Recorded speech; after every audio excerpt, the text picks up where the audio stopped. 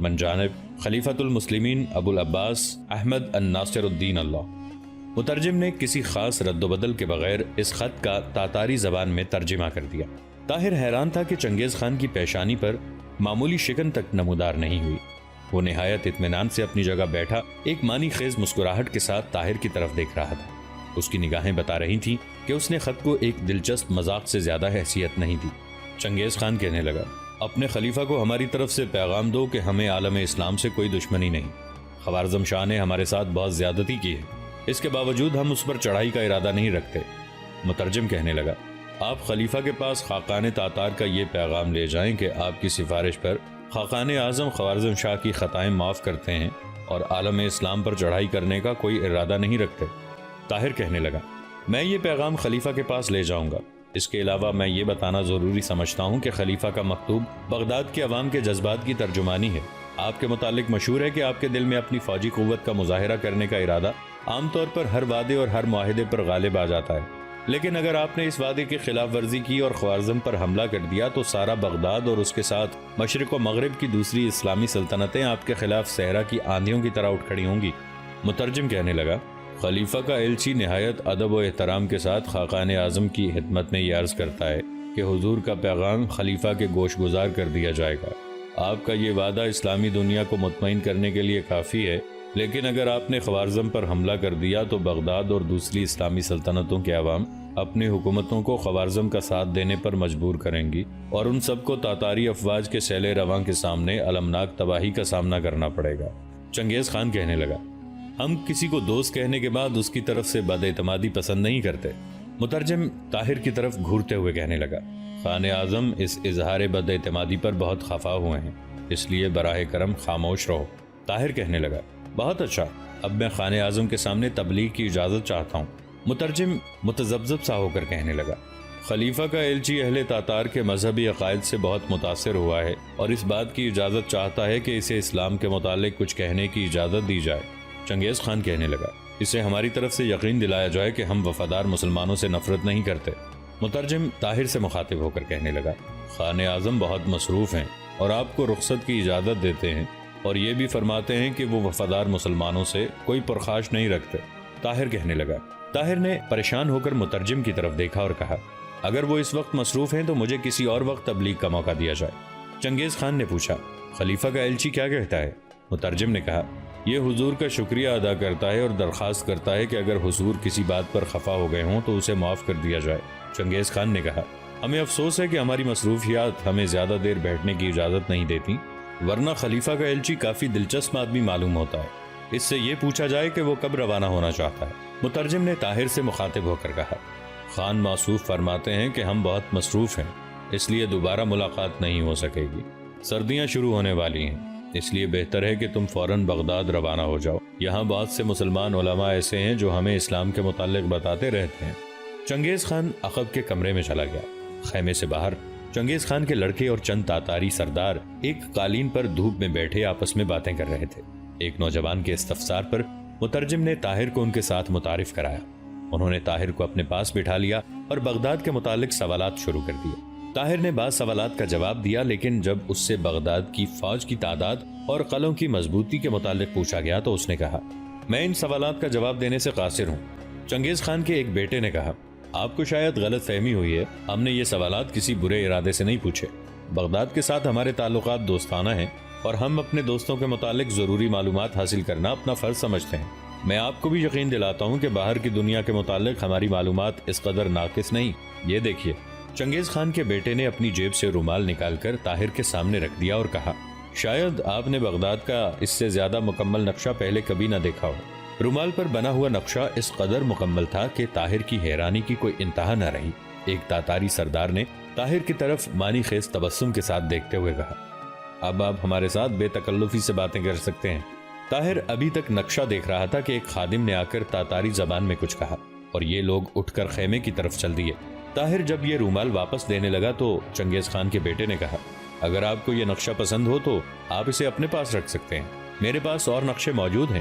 طاہر نے جواب دیا، نہیں، بغداد کا نقشہ میرے دل پر لکھا ہوا ہے۔ جب یہ لوگ ایک خیمے کے اندر داخل ہو رہے تھے، مترجم نے طاہر سے کہا، آپ بھی غضب کرتے ہیں، بھلا اس شخص کے دل میں جو انسانی کھوپڑیوں کے محل تعمیر کرتا ہے اسلام کے لیے کیا جگہ ہو سکتی ہے؟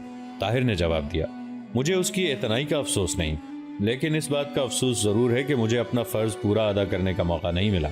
مترجم نے کہا، آپ کو میرا شکر گزار ہونا چاہیے کہ میں نے خان اعظم پر آپ کے بہت سے الفاظ کی تلخی ظاہر نہیں ہونے دی۔ طاہر نے چونک کر کہا، آپ کا مطلب ہے کہ آپ میری باتوں کا مفہوم بدلنے کی کوشش کرتے رہے ہیں؟ مترجم نے ایک منافقانہ مسکراہٹ کے ساتھ جواب دیا، نہیں، میں نے آپ کے بعض خیالات کی ترجمانی ذرا مہذب طریقے سے کر دی تھی۔ طاہر نے پوچھا، مہذب طریقے سے آپ کی مراد فدویانہ طریقہ ہے؟ مترجم نے جواب دیا، مہذب طریقے سے میری مراد وہ طریقہ ہے جس کی بدولت آج ہمیں دھکے دے کر دربار سے نہیں نکالا گیا۔ آپ کے ساتھ تو شاید رعایت برتی جاتی، مجھ پر غصہ ضرور نکالا جاتا۔ طاہر نے کہا، جب میں یہ کہہ رہا تھا کہ مسلمانوں کی کسی ایک سلطنت پر حملے کی صورت میں تاتاریوں کے خلاف ساری دنیا کے مسلمان متحد ہو جائیں گے، تو چنگیز خان کی مسکراہٹ یہ ثابت کرتی تھی کہ اسے یا تو اپنی فوجی قوت پر بہت ناز ہے یا وہ میرے الفاظ کو ایک کھوکھلی دھمکی سمجھتا ہے۔ مترجم نے کہا، خان اعظم موت کے دروازے پر کھڑا ہو کر بھی مسکرانے کی ہمت رکھتا ہے۔ اس کے علاوہ وہ جانتا ہے کہ اقوام کی قسمت کا فیصلہ الفاظ سے نہیں بلکہ عمل سے ہوتا ہے۔ اگر میں آپ کی جگہ ہوتا تو بغداد واپس پہنچ کر تاتاریوں کی فوجی قیادت کے متعلق خلیفہ کی غلط فہمیاں دور کرنا اپنا فرض سمجھتا۔ آپ نے ابھی تک کچھ نہیں دیکھا، میرے ساتھ آئیے۔ طاہر مترجم کے ساتھ پہاڑی کے گرد چکر لگاتا ہوا دوسری طرف پہنچا۔ اس طرف بھی پہاڑی کے نیچے ایک وسیع وادی میں چھوٹے چھوٹے بے شمار خیمے نصب تھے۔ مترجم نے ایک جگہ رک کر ان خیموں کی طرف اشارہ کرتے ہوئے کہا، آپ یہ نہیں جانتے کہ پہاڑ کا یہ سلسلہ کہاں جا کر ختم ہوتا ہے، اور مجھے یہ معلوم نہیں کہ اس قسم کی کتنی اور وادیوں میں تاتاریوں کی ٹڈی دل بکھری ہوئی ہیں۔ میں یہ بھی نہیں کہہ سکتا کہ یہ افواج خوارزم پر حملہ کریں گی یا نہیں، لیکن یہ ضرور کہہ سکتا ہوں کہ اگر خان اعظم نے خوارزم شاہ سے انتقام لینے کا فیصلہ کر لیا تو دنیا کی کوئی طاقت اس کا ارادہ نہیں بدل سکے گی، اور خوارزم شاہ کی حمایت کے لیے اگر تمام اسلامی سلطنتوں کی افواج بھی میدان میں آ گئیں تو بھی تاتاریوں کا سیلاب انہیں خس و خاشاک کی طرح بہا کر لے جائے گا۔ اس لیے آپ کو بغداد کے ساتھ ہمدردی ہے تو خلیفہ کو ایسے شخص کے ساتھ بگاڑنے کا مشورہ نہ دیں جو اپنے دشمنوں پر خدا کا قہر بن کر نازل ہوتا ہے۔ طاہر نے برہم ہو کر جواب دیا، آپ ضرورت سے زیادہ چنگیز خان کا حق نمک ادا کر رہے ہیں۔ مجھے ان سب طریقوں کا علم ہے جو چنگیز خان اپنے حریفوں کو مروب کرنے کے لیے استعمال کرتا ہے۔ میں مانتا ہوں کہ انتشار کی وجہ سے عالم اسلام بہت کمزور ہو چکا ہے، لیکن اس کمزوری کے باوجود ہم برسوں مغرب کے نصرانیوں کی ٹڈی دل افواج کو پے در پے شکستیں دے چکے ہیں، اور چنگیز خان کی افواج ان سے زیادہ نہیں ہیں، اور نہ خوارزم اور بغداد کی فوجیں مصر اور شام کی افواج سے کم ہوں گی۔ مغرب کی ٹڈی دل افواج کے مقابلے کے لیے ہم شام، فلسطین اور مصر کے کسی میدان میں 50,000 سے زیادہ افواج لا سکے، لیکن تاتاریوں کے مقابلے کے لیے بغداد سے 3 لاکھ اور خوارزم سے 4 لاکھ افواج میدان میں لا سکتے ہیں۔ اگر آپ نے مجھے خلیفہ کا خیرخواہ سمجھ کر اسے تاتاریوں کی طاقت سے مروب ہونے کا مشورہ دیا ہے تو میں آپ کو چنگیز خان کا وفادار سمجھ کر مشورہ دیتا ہوں کہ عالم اسلام کی قوت مدافعت کے متعلق اس کی غلط فہمی دور کریں۔ مترجم نے جواب دیا، چنگیز خان احساس کمتری میں مبتلا ہو جانے والے انسانوں میں سے نہیں، لیکن خلیفہ بغداد اپنے احساس کمتری کا مظاہرہ کر چکے ہیں۔ خلیفہ کو نہ صرف احساس ہے کہ خوارزم شاہ خان اعظم کے حملے کی تاب نہ لا سکے گا، بلکہ اسے یہ بھی یقین ہے کہ خلیفہ اس کی کوئی مدد نہیں کر سکے گا۔ اگر خوارزم اور بغداد کی فوجی قوت پر اعتماد ہوتا تو وہ چنگیز خان کو آپ کی وساطت سے یہ درخواست نہ بھیجتا کہ خوارزم پر حملہ نہ کرو۔ ایک طاقتور انسان اپنے حریف سے کبھی یہ نہیں کہتا کہ مجھ پر حملہ نہ کرو، ورنہ اس کے نتائج برے ہوں گے۔ اسے یہ اطمینان ہوتا ہے کہ وہ وقت آنے پر اینٹ کا جواب پتھر سے دے سکے گا۔ طاہر نے کہا، اس پیغام سے خلیفہ کا یہ مقصد تھا کہ خوارزم شاہ اور بغداد کی عوام کی یہ غلط فہمی دور کی جائے کہ دولت عباسیہ درپردہ خوارزم شاہ کے خلاف تاتاریوں سے ساز باز کر رہی ہے۔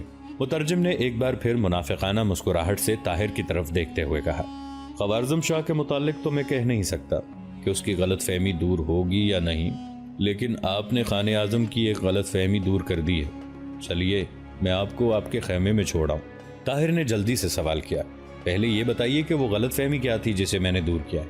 مترجم نے کہا، آپ کو آنے والے حالات اس سوال کا جواب دیں گے۔ نہیں، آپ کو بتانا پڑے گا۔ نہیں، آپ کہہ چکے ہیں کہ میں چنگیز خان کا وفادار ہوں، اور میری وفاداری کا تقاضا ہے کہ میں ایسی باتیں ظاہر نہ کروں۔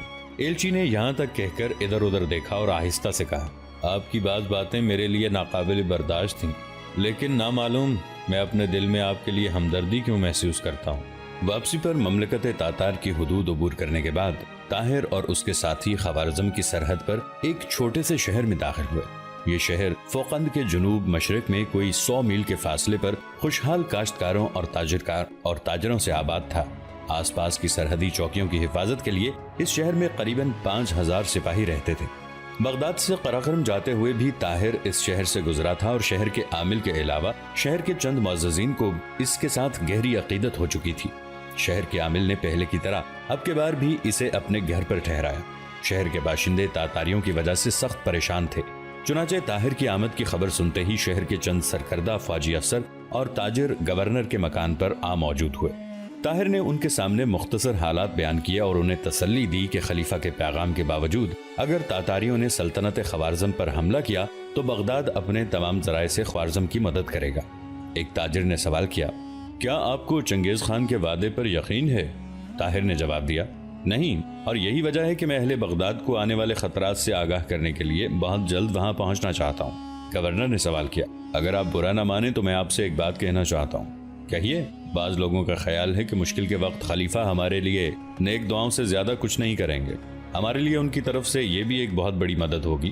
لیکن چند لوگ ایسے بھی ہیں جو شک کرتے ہیں کہ خلیفہ نے چنگیز خان کے نام تازہ پیغام اس لیے بھیجا ہے کہ ان کا ایک خط جس میں انہوں نے چنگیز خان کو خوارزم پر حملہ کرنے کی ترغیب دی تھی پکڑا جا چکا ہے۔ خلیفہ کو یہ ڈر پیدا ہوا ہے کہ اس خط کی خبر مشہور ہوتے ہی نہ صرف عالم اسلام میں ان کی رہی سہی عزت ختم ہو جائے گی بلکہ بغداد کے عوام میں بھی بے چینی پھیل جائے گی۔ چنانچہ انہوں نے ایک طرف بغداد میں خوارزم کے سفیر اور دوسری طرف آپ جیسے لوگوں کو مطمئن کرنے کے لیے آپ کو دوسرا پیغام دے کر روانہ کر دیا، اور اب شاید وہ موقع پا کر چنگیز خان کو یہ پیغام بھیجنے کی کوشش کریں گے کہ میں نے حالات سے مجبور ہو کر دھمکی دی تھی، تم میری طرف سے مطمئن رہو۔ طاہر نے جواب دیا، خلیفہ کے خلاف ایسے شبہات کا اظہار آپ کو زیب نہیں دیتا، تاہم اگر خدا نخواستہ آپ کے خدشات صحیح بھی ہوں تو بھی میں آپ کو یقین دلاتا ہوں کہ حالات خلیفہ کو اپنی بات پر قائم رہنے پر مجبور کر دیں گے۔ میں قراقرم میں انسانی کھوپڑیوں کے انبار دیکھ چکا ہوں، اب بغداد کی مساجد میں کھڑے ہو کر میرے لیے لوگوں کو یہ بتانا مشکل نہیں ہوگا کہ تاتاری انسانیت کے کس قدر دشمن ہیں، اور اگر خوارزم پر کوئی سیلاب آیا تو اس کی لہریں بغداد سے دور نہیں ہوں گی، اور اگر مجھے خلیفہ یا وزیر اعظم میں سے کسی کی نیت پر شبہ ہوا تو بغداد کی جامع مسجد میں لوگ میری زبان سے یہ اعلان سنیں گے کہ تمہارے محافظ چنگیز خان کے ساتھی ہیں اور تمہاری عزت و ناموس کا سودا کر رہے ہیں۔ لیکن مجھے یقین ہے کہ یہاں تک نوبت نہیں آئے گی۔ خلیفہ کو اگر خوارزم کے ساتھ ہمدردی نہ بھی ہو تو بھی بغداد کو بچانے کے لیے وہ یقیناً خوارزم شاہ کے ساتھ تعاون کرنے پر مجبور ہوگا۔ اگلے دن طاہر روانہ ہونا چاہتا تھا، لیکن عامل شہر نے کہا، آج جمعہ ہے، شہر کے لوگ اس بات پر مصر ہیں کہ آپ جمعہ کی نماز پڑھائیں، اس لیے آج ضرور ٹھہر جائیں۔ اتنی دیر میں راستے کی چوکیوں کو آپ کے سفر کے لیے گھوڑے تیار رکھنے کی اطلاع مل جائے گی۔ گورنر کے اصرار پر طاہر نے ایک دن ٹھہرنا منظور کر لیا۔ جمعے کی نماز کے بعد گورنر نے طاہر کے ساتھ نہایت کرم جوشی سے مصافحہ کرتے ہوئے کہا، آپ کی زبان میں جادو ہے، کاش بخارا اور سمرقند کے مساجد کے خطیب آج یہاں موجود ہوتے۔ عوام اپنی عقیدت کا ثبوت دینے کے لیے طاہر کو گورنر کے محل تک چھوڑنے کے لیے جلوس کی شکل میں اس کے ساتھ ہو لیے۔ اسی روز طاہر عصر کی نماز پڑھ کر مسجد سے گورنر کے مکان کی طرف جا رہا تھا کہ راستے میں اسے شہر کا کوتوال ملا اور اس نے کہا، میں گورنر کے مکان سے آپ کو تلاش کر کے آ رہا ہوں۔ طاہر نے کہا، خیر تو ہے؟ کوتوال نے کہا، کوئی خاص بات نہیں، اگر تکلیف نہ ہو تو آپ میرے ساتھ چلیں۔ مصافحہ کیا اور کوتوال کے ساتھ ہو لیا۔ چند قدم چلنے کے بعد اس نے سوال کیا، کیا کوئی ایسی بات ہے جو آپ مجھے یہاں نہیں بتا سکتے؟ میں نے لوگوں کے سامنے بات کرنا مناسب نہیں سمجھا۔ یہ کہتے ہوئے کوتوال نے اپنی جیب سے ریشمی کپڑے کی چھوٹی سی تھیلی نکالی اور طاہر کے ہاتھ پر رکھتے ہوئے کہا، آپ اسے پہچانتے ہیں؟ طاہر نے جواب دیا، نہیں، اس میں کیا ہے؟ کوتوال نے جواب دیا، اسے کھول کر دیکھیے، شاید کوئی ایسی شے مل جائے جسے آپ پہچانتے ہوں۔ طاہر نے ہتھیلی کھول کر دیکھا، اس میں 3 ہیرے چمک رہے تھے۔ طاہر نے وضاحت طلب نگاہوں سے کوتوال کی طرف دیکھا اور اس نے طاہر کی پیشانی کو محسوس کرتے ہوئے کہا، یہ ہیرے آپ کے ایک نوکر سے ملے ہیں۔ طاہر نے پریشان ہو کر پوچھا، آپ نے اس کی تلاشی لی تھی؟ کوتوال نے جواب دیا، آپ برا نہ مانیں، یہ میرا فرض تھا۔ آپ کا نوکر ابھی ایک تاجر کی دکان پر کھڑا اسے ایک ہیرا دکھا کر قیمت دریافت کر رہا تھا، اور وہ تاجر کل آپ کے ساتھ ملاقات سے اور آج آپ سے تقریر سن کر آپ کا گرویدہ ہو چکا ہے۔ اسے شک گزرا کہ معمولی حیثیت کے آدمی کے پاس ایسے قیمتی ہیرے نہیں ہوا کرتے۔ اس نے مجھے آ کر بتایا کہ شاید آپ کے نوکر نے آپ کی چوری کی ہے، اسی لیے میں تلاش کے لیے نکلا تو وہ ایک اور تاجر کی دکان پر ہیرے کی قیمت دریافت کر رہا تھا۔ ہیرے کی قیمت جاننے کے متعلق اس کی بے قراری یہ ظاہر کرتی تھی کہ یہ اس نے حال ہی میں کہیں سے حاصل کیا ہے، لہٰذا میں اسے پکڑ کر کوتوالی لے گیا۔ वहां उसकी तलाशी ली तो इस थैली से 2 और हीरे भी निकल आए। ताहिर ने कहा, आपने उससे पूछा कि उसने ये हीरे कहाँ से लिए हैं? कोतवाल ने जवाब दिया, वो अभी तक कोई जवाब नहीं देता और आपको इस वाक़े से आगाह करने से पहले मैंने उस पर सख्ती करना मुनासिब नहीं समझा। ताहिर एक गहरी सोच में पड़ गया। कोतवाली के करीब पहुंचकर ताहिर ने कहा, आपने उसका नाम पूछा? कोतवाल ने जवाब दिया, वो अपना नाम कमाल बताता है। ताहिर ने कहा, बेहतर है कि मैं तन्हाई में उसके साथ बात करूं। कोतवाल ने कहा, चलिए आप मेरे कमरे में बैठ जाएं, मैं उसे वहां ले आऊंगा। ताहिर को एक कमरे में बिठाकर कोतवाल थोड़ी देर में कमाल को ले आया और उसे ताहिर के पास छोड़कर निकल गया। ताहिर ने कमाल की तरफ देखा। उसकी हालत एक लुटे हुए ताजिर से मुख्तलिफ न थी। उसने एक लम्हे के लिए आंखें फाड़ फाड़ कर ताहिर की तरफ देखा और कांपती हुई आवाज में कहा, वो हीरे मेरे हैं। ताहिर ने उठकर थैली उसके हाथ में दी और कहा, घबराओ नहीं, मैं सिर्फ ये जानना चाहता हूँ कि ये तुमने कहाँ से लिए हैं? मुझे ये थैली तातारियों के खेमे से मिली थी। तो फिर ये मुझे दे दो, तातारियों की चीज़ उनके पास पहुँच जाएगी। नहीं, ये मेरे हैं। तो फिर तुम्हें ये बताना पड़ेगा कि तुम्हें ये किसने दिए। किसी ने नहीं, मुझे तो ये रास्ते में मिले थे। ताहिर ने एक हाथ से उसका गला दबाते हुए और दूसरे हाथ से उसके मुंह पर जोर से चपत रसीद करते हुए कहा, सच बताओ वरना तुम्हारी जान की खैर नहीं। कमाल ने अपनी गर्दन छुड़ाने की कोशिश करते हुए कहा, मैं बेकसूर हूँ, मुझे कुछ मालूम नहीं।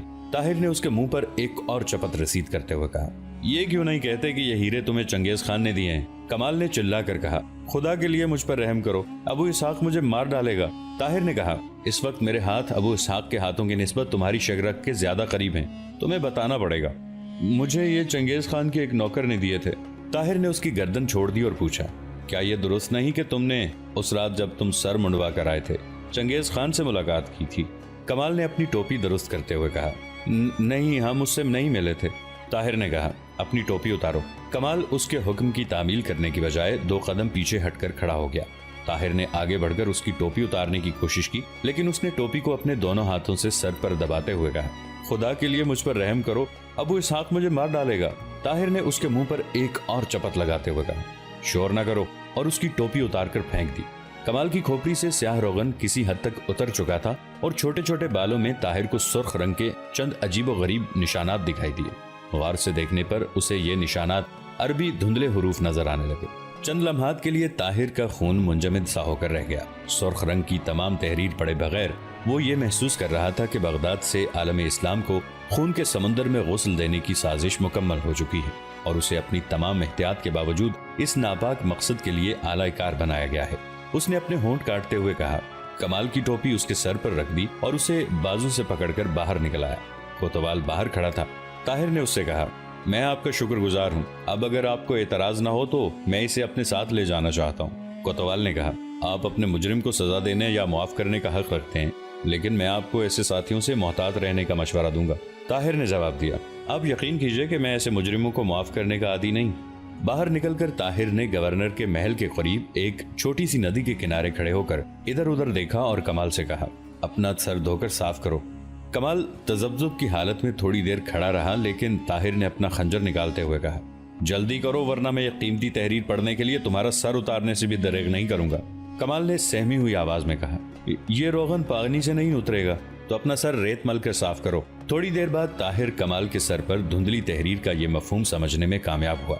दुनिया इस्लाम में बेचैनी फैली हुई है, ख्वारिज़म शाह को तैयारी का मौका न दें, खलीफतुल मुस्लिमीन और अहले बगदाद की दुआएं आपके साथ होंगी। एलची इस पैगाम में ताखीर की वजह बयान कर देगा। खलीफा की तरफ से ताहिर जो कुछ कहे उससे गलत फहमी न हो, उसे सिर्फ रास्ते की मुश्किलात के पेश नज़र भेजा जा रहा है। दौलत अब्बासिया का नमक खार और आपका खादिम खास वहीदुद्दीन वजीर खारिजा।